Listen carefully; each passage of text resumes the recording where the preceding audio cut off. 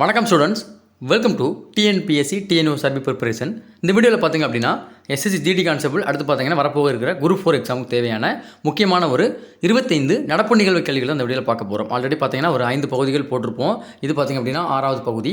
இது பார்த்திங்கன்னா 25 கேள்விகள் உண்டு. உங்களுக்கு வினா முறையில் கொடுப்பேன். ஸோ அதாவது உங்களுக்கு 3 வினாடிகள் டைம் கொடுப்பேன். நீங்கள் வந்து சரியான ஆன்சர் கெஸ் பண்ணுவீங்க. இந்த வீடியோட முடிவில் உங்களுடைய மதிப்பெண்களை கமெண்ட் பண்ணிட்டு போங்க. அதாவது 25க்கு எத்தனை கேள்விகள் உங்களால் பதிலளிக்க முடிஞ்சு அப்படின்னு சொல்லிட்டு உங்களுடைய திறமையை சோதிக்கக்கூடிய வீடியோ தான் இந்த வீடியோ. ஓகேவா? ஸோ வாங்க நம்ம டேரெக்டாக கொஸ்டின் போயிடலாம். அதுக்கு முன்னாடி நம்ம சேனலுக்கு வந்து புதுசாக வரீங்கன்னா வீடியோ பார்க்குறீங்க அப்படின்னா நம்ம சேனலை மறக்காம சப்ஸ்கிரைப் பண்ணிக்கோங்க. குரூப் 4 அடுத்து பார்த்தீங்கன்னா ஜிடி கான்செப்ட் படிக்கிற உங்களுடைய ஃப்ரெண்டுக்கு இந்த வீடியோ மேக்ஸிமம் ஷேர் பண்ணி விடுங்க. ஜிடி கான்செப்ட் எக்ஸாம் டேட் போட்டாங்க. மேக்ஸிமம் பார்த்தீங்கன்னா 20ஆம் தேதியில் ஸ்டார்ட் ஆகுன்னு நினைக்கிறேன். ஓகேவா? எக்ஸாம் 22 ஸ்டார்ட் ஆகுது. ஸோ அதாவது மார்ச் மாதம் வரைக்கும் உங்களுக்கு எக்ஸாம் இருக்குது. ஓகேவா? நண்பர் ஒருத்தர் சொல்லியிருந்தார், அவருக்கு 22ஆம் தேதி எக்ஸாம் போடுங்க அப்படின்னு சொன்னார். அது வரைக்கும் தெரிஞ்ச வரைக்கும் 22லேருந்து ஸ்டார்ட் ஆகுது. ஓகேவா? அதாவது இந்த மாதம் பிப்ரவரி 22லேருந்து பார்த்தீங்கன்னா ஜிடி கான்செப்ட் ஸ்டார்ட் ஆகுது. அதுக்கு முன்னாடி இருக்கலாம்னு நினைக்கிறேன். எனக்கு சரியாக தெரியல, பார்த்துட்டு உங்களுக்கு சொல்கிறோம், கன்ஃபார்மாக சொல்கிறோம். ஓகேவா? ஸோ வாங்க முதல் கேள்வி பார்க்கலாம். 2023 உயர்கல்விக்கான கணக்கெடுப்பின்படி இந்தியாவில் அதிக கல்லூரிகள் எந்த மாநிலத்தில் அமைந்துள்ளன? சரியான ஆன்சர் கெஸ் பண்ணுங்க பார்க்கலாம். Option B Uttar Pradesh. So Uttar Pradesh மாநிலம் தான் பார்த்திங்க அப்படின்னா இந்தியாவினுடைய அதிக எண்ணிக்கையிலான உயர்கல்வி நிறுவனங்கள், அதாவது கல்லூரிகள், அடுத்து பார்த்திங்கன்னா பள்ளிகளும் யூனிவர்சிட்டி இந்த மாதிரி எல்லாமே பார்த்திங்கன்னா அதிகமாக இருக்குன்னு சொல்லிட்டு ஒரு கணக்கெடுப்பில் கூறுகிறது. ஸோ ஆப்ஷன் பி உத்தரப்பிரதேசம் முதல் கேள்விக்கு ஆன்சர். அடுத்து, உலக ஆயுத ஆற்றல் குறியீட்டில் இந்தியாவின் தரநிலை என்ன? அதாவது பார்த்திங்க அப்படின்னா ஒவ்வொரு நாடும் பார்த்திங்கன்னா ஆயுத ஆற்றல்கள், அதாவது ராணுவ ஆயுத ஆற்றல்களை வச்சிருப்பாங்க. ஓகேவா? அந்த ஆயுதங்களுடைய ஆற்றல் எந்த அளவுக்கு இருக்குது அப்படின்னு சொல்லிட்டு கணக்கெடுப்பு எடுத்திருக்காங்க. அதில் இந்தியாவினுடைய தரநிலை என்னன்னு சொல்லி கேட்குறாங்க. சரியான ஆன்சர் கெஸ் பண்ணுங்க பார்க்கலாம். ஆப்ஷன் டி 4வது இடத்துல தான் பார்த்தீங்கன்னா இந்தியா இருக்குது. ஸோ அமெரிக்கா, சீனா, அடுத்து பார்த்தீங்கன்னா இன்னொரு நாடு ஒன்று ரஷ்யா நினைக்கிறேன். ஓகே, அந்த மாதிரி ஒரு வளர்ந்த நாடுகள் பார்த்தீங்கன்னா ஆயுத ஆற்றல், அதாவது ஆயுதங்கள், அந்த இருக்கக்கூடிய ஆயுதங்கள் மற்றும் அவருடைய ஆற்றல் அப்படிங்கிறது அதிகமாக இருக்கும். ஸோ இந்தியா பொறுத்தவரைக்கும் பார்த்தீங்கன்னா 4வது இடத்துல உள்ளது. ஸோ ஆப்ஷன் டி 4வது இடம். அடுத்த கொஸ்டின், 47வது இந்திய கடலோர காவல்படை தினம் என்று அனுசரிக்கப்படுகிறது? ஒவ்வொரு நாளும் பார்த்திங்க அப்படின்னா கடலோர காவல்படை நிறுவன தினமான ஒரு தினம் இருக்குது. ஸோ அன்றைக்கி பார்த்திங்க அப்படின்னா கடலோர காவல்படை தினம் அனுசரிக்கப்படுகிறது. அந்த வகையில் பார்த்திங்கன்னா 47வது 2023 அந்த இதை கொண்டாடிப்பாங்க. எப்போன்னு கேட்குறாங்க. சரியான ஆன்சர் கெஸ் பண்ணுங்க பார்க்கலாம். ஆப்ஷன் ஏ பிப்ரவரி 1. ஓகேவா? பிப்ரவரி 1 தான் பார்த்திங்க அப்படின்னா இந்திய கடலோர காவல்படை தினம் அனுசரிக்கப்படுகிறது. ஆப்ஷன் ஏ பிப்ரவரி 1. அடுத்து, ஆந்திர மாநிலத்தின் புதிய தலைநகரமாக அறிவிக்கப்பட்டுள்ள நகரம் எது? சரியான ஆன்சர் கெஸ் பண்ணுங்க பார்க்கலாம். Option D Visakhapatnam. அதாவது 2024 வரைக்கும் பார்த்திங்க அப்படின்னா ஆந்திரா மற்றும் தெலுங்கானா இந்த 2 மாநிலத்தினுடைய தலைநகரமாக ஹைதராபாத் அப்படிங்கிறது விளங்குன்னு சொல்லிட்டு நம்ம ஆல்ரெடி படிச்சிருப்பீங்க, எல்லாம் தெரிஞ்சிருக்கும். 2024 வந்துருச்சு இல்லையா? ஸோ இதனால் பார்த்திங்க அப்படின்னா ஆந்திராவுக்கு புதிய தலைநகரமாக இந்த விசாகப்பட்டினத்தை அறிவிச்சிருப்பாங்க. அடுத்து 5வது கேள்வி, உலக சதுப்பு நில தினம் என்று அனுசரிக்கப்படுகிறது? ஒரு முக்கியமான ஒரு கொஸ்டின் கூட இது. வந்து சரியான ஆன்சர் கெஸ் பண்ணுங்க பார்க்கலாம். ஆப்ஷன் சி பிப்ரவரி 2. ஸோ பிப்ரவரி 2 அன்றைக்கி பார்த்திங்க அப்படின்னா உலக சதுப்பு நில தினம் என்று அழைக்கப்படுகிறது. இந்த சதுப்பு நிலம் பார்த்திங்க அப்படின்னா மாங்க்ரோவ் ஃபாரஸ்ட், அடுத்து பார்த்திங்க அப்படின்னா அலையாற்றி காடுகள், அடுத்து ஓத அலைக்காடுகள், இந்த மாதிரி பல பேர்கள் அழைக்கப்படும். ஓகேவா? சதுப்பு நில தினம். இதுக்கு பார்த்திங்க அப்படின்னா ஒரு திட்டமும் அறிவிச்சிருக்காங்க தமிழ்நாட்டு, இந்தியா பொறுத்த வரைக்கும் மத்திய அரசு இந்த சதுப்பு நிலங்களை மீட்டெடுக்கணும். அடுத்து பார்த்திங்கன்னா அதோடைய அந்த பரப்பை வந்து அதிகரிக்கணும்னு சொல்லிட்டு ஒரு திட்டம் அறிவிச்சிருக்காங்க. அதுவும் கொஸ்டின் வச்சிருக்கிற பின்னாடி வரும். ஓகேவா? அடுத்த கொஸ்டின் இதுதான். ஓகேவா? தமிழ்நாட்டில் பார்த்திங்க அப்படின்னா இது வரைக்கும் பார்த்திங்கன்னா ஒரு 15 சதுப்பு நில காடுகள் பார்த்திங்க அப்படின்னா தமிழ்நாட்டில் கண்டுபிடிச்சிருக்காங்க. ஸோ அதை அறிவிச்சிருக்காங்க. இப்போ ரீசெண்டாக பார்த்திங்கன்னா கொஸ்டின் போட்டிருப்பேன், கரண்ட் அஃபேர்ஸ் எழுதினா தெரிஞ்சிருக்கும். ஓகேவா? ஸோ அடுத்த கொஸ்டின், இந்த கொஸ்டின் ஆன்சர் சொல்லுங்கள் பார்க்கலாம். அதே ஆன்சர் வரல. ஓகேவா? உலக சதுப்பு நில தினம் என்று அனுசரிக்கப்படுகிறது. சரியான ஆன்சர் கெஸ் பண்ணுங்க பார்க்கலாம். ஆப்ஷன் சி பிப்ரவரி 2. பிப்ரவரி 2 தான் பார்த்தீங்கன்னா உலக சதுப்பு நில தினம் அனுசரிக்கப்படுகிறது. ஆப்ஷன் சி பிப்ரவரி 2.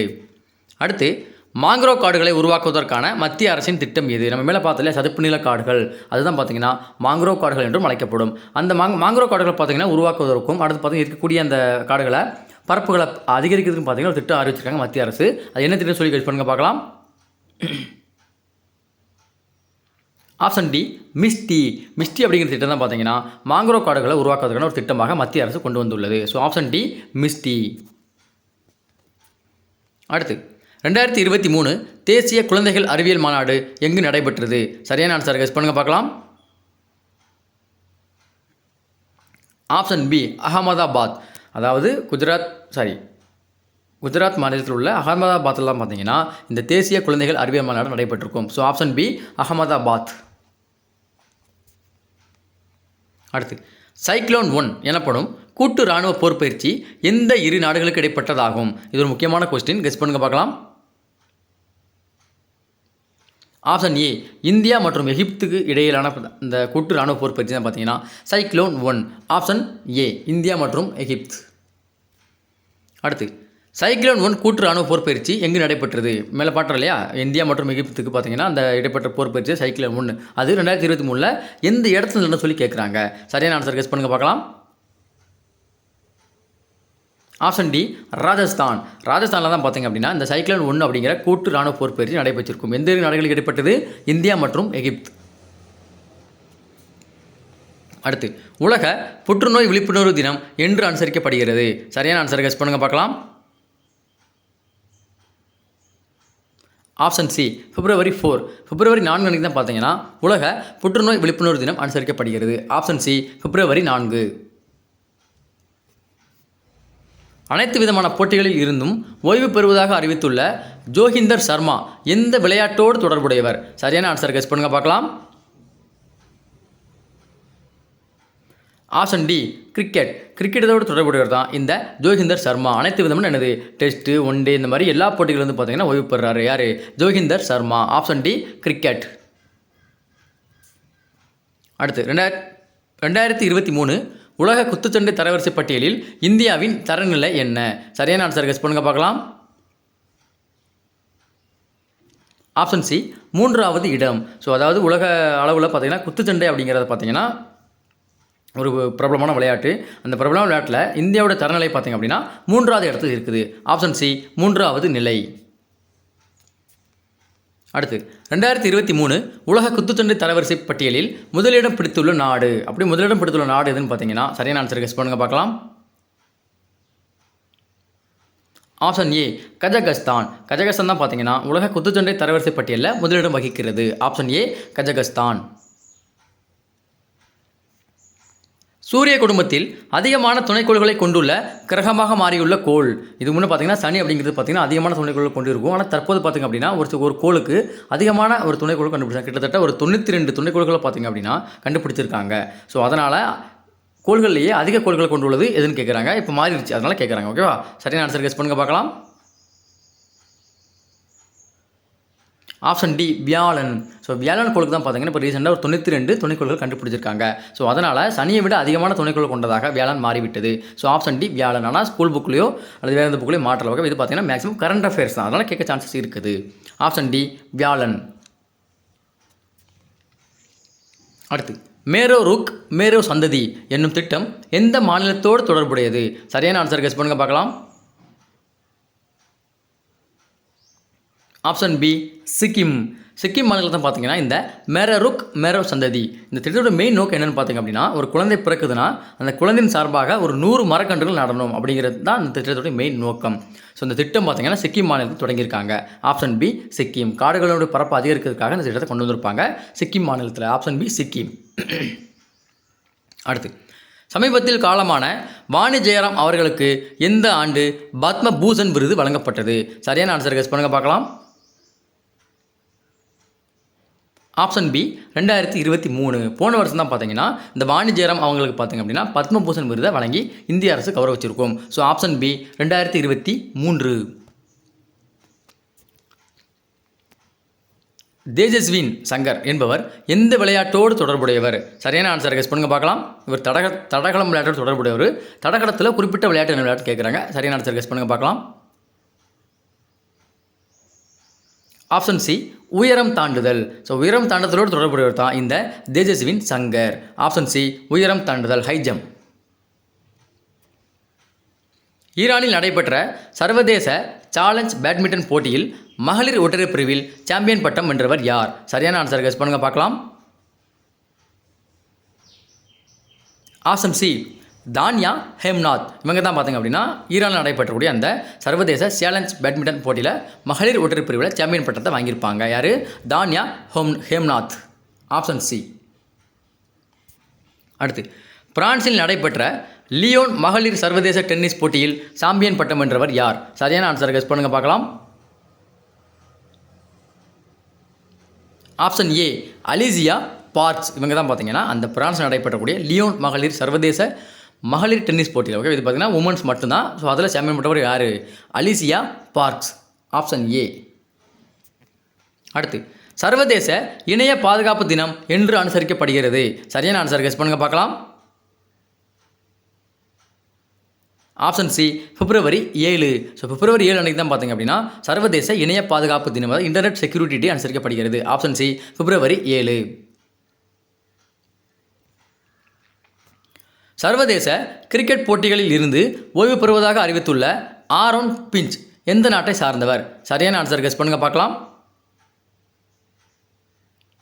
Option D Australia. So Australia நாட்டை சார்ந்தவர் தான் இந்த ஆரோன் பிஞ்ச். இவங்க பார்த்தீங்க அப்படின்னா சர்வதேச கிரிக்கெட்லேருந்து மட்டும்தான் ஓய்வை அறிவிச்சிருக்காரு. Option D Australia.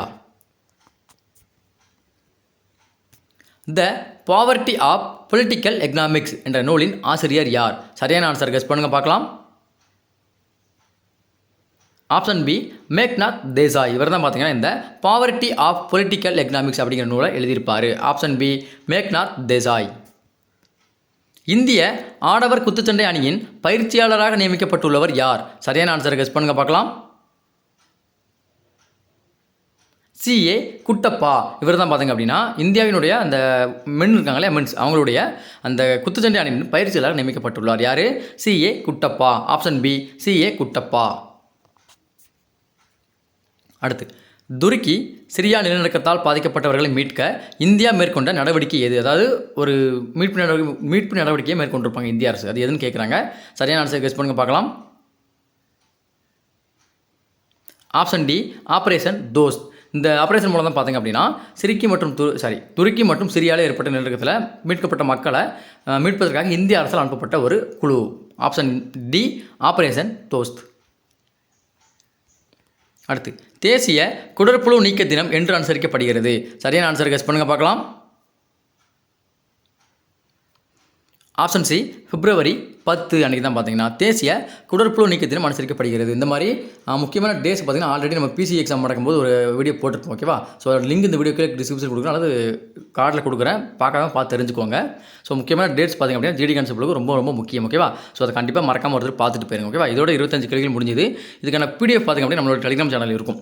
எல்லாமே பார்த்தீங்கன்னா சேம் நேம் தான், டிஎன்பிஎஸ்சி டிஎன்யூஎஸ்ஆர்பி ப்ரிப்பரேஷன். இந்த நேம்லேயே இருக்கும். இது நீங்கள் டெலிகிராமாக இருக்கட்டும், அல்லது யூடியூப்பாக இருக்கட்டும், அல்லது இன்ஸ்டாவாக இருக்கட்டும், அடுத்து பார்த்தீங்கன்னா த்ரெட்ஸாக இருக்கட்டும், ஃபேஸ்புக்காக இருக்கட்டும், எல்லாத்துலேயுமே நம்ம பேஜ் இருக்குது. ஸோ ஃபாலோ மட்டும் பண்ணிக்கோங்க. உங்களுக்கு பார்த்திங்க அப்படின்னா டிஎன்பிஎஸ்சிக்கு, அடுத்து பார்த்தீங்கன்னா ஃபாரஸ்ட் கார்டு வாட்சர், இப்போ வரக்கூடிய ஜிடி கான்ஸ்டபிள், அடுத்து பார்த்தீங்கன்னா வேறு என்ன வருது, ஆர்பிஎஃப் வரப்போகுது. ஓகேவா? எல்லாத்தையுமே பார்த்தீங்கன்னா உங்களுக்கு ஜிகே கொஸ்டின் கொடுக்குறேன். அடுத்து பார்த்தீங்கன்னா கரண்ட் அஃபேர்ஸு, குரூப் 4 பொறுத்த வரைக்கும் பார்த்தீங்கன்னா தமிழ் கொடுக்குறேன். ஜிஎஸ் வந்து கொடுக்க ட்ரை பண்ணுறோம். ஓகேவா? ஆனால் ஜிஎஸ்ங்கிறது பார்த்தீங்கன்னா நம்ம ஸ்கூல் புக்கு தான் பேஸ் பண்ணி படிக்கணும். மேக்ஸிமம் நீங்கள் ஸ்கூல் புக்கு ஆல்ரெடி பார்த்தீங்கன்னா நிறைய பேர் போட்டிருக்காங்க. ஓகேவா? ஸோ அதனால் நீங்கள் அதை பார்த்தாலே போதுமானதாக இருக்கும். யூடியூப்பில் யூடியூப் பார்த்து படிக்கிறவா இருக்கட்டும், வீட்டிலேருந்து படிக்கிறவங்களா இருக்கட்டும். ஓகேவா? ஸோ அவங்க வந்து அதை பார்த்து படித்தாலே போதுமானதாக இருக்கும். அப்படி கரெக்டாக என்னுடைய பங்களிப்பு வேணும் அப்படின்னா கூட ஜிஎஸ் கொடுக்குறேன். ஓகே, முக்கியமான கேள்விகள் மட்டும் எடுத்து கொடுக்குறேன். மேக்ஸிமம் பார்த்திங்க அப்படின்னா ஆல்ரெடி கொஞ்சம் போட்டிருப்பேன். ஹிஸ்ட்ரியாக இருக்கட்டும், பாலிட்டியாக இருக்கட்டும், இந்த ரெண்டும் பார்த்திங்கன்னா குரூப் 4 ரொம்ப ரொம்ப இம்பார்ட்டன்ட். ஸோ அதனால் அதை பேஸ் பண்ணி பார்த்திங்கன்னா கொஞ்சம் வீடியோஸ் போட்டிருப்பேன். உங்களுக்கு வந்து ஸ்கூல் புக்கு இல்லாமல் உங்களுக்கு டிகிரி ஸ்டாண்டர்ட் அப்படிங்கிற அந்த லெவலில் போட்டிருப்போம். ஓகேவா? நீங்கள் பாருங்கள், செக் பண்ணி பாருங்கள் வீடியோவை. அதை பிளேலிஸ்ட் கூட முடிஞ்சால் நான் கொடுக்குறேன். ஓகேவா? பிளேலிஸ்ட்டில் போய்ட்டு பார்த்தாலே போதும், தனித்தனியாக உங்களுக்கு போட்டு வச்சிருக்கிறேன். எல்லாமே இருக்கும். எல்லா எக்ஸாமுக்கு தேவையான இதுவும் நான் உங்களுக்கு போட்டு வச்சிருக்கேன். ஓகேவா? ஸோ அதனால் நீங்கள் நம்ம சேனல் மட்டும் மறக்காமல் சப்ஸ்கிரைப் பண்ணிக்கோங்க. குரூப் 4 இருக்கட்டும், ஜிடியாக இருக்கட்டும், ஆர்பியாக இருக்கட்டும், படிக்கிற உங்களுடைய ஃப்ரெண்டுக்கு இந்த வீடியோ மேக்ஸிமம் ஷேர் பண்ணி விடுங்க. நம்ம சேனலையும் மறக்காமல் சப்ஸ்கிரைப் பண்ண சொல்லுங்கள். நன்றி. அடுத்த வீடியோவில் சந்திக்கலாம்.